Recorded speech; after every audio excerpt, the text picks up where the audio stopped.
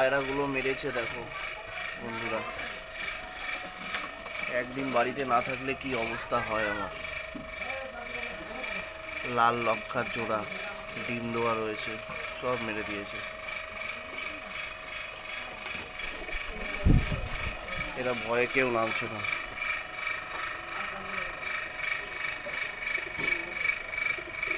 এই দুটোকে ধরতে পারেনি, এদেরকে ধরতে পারেনি।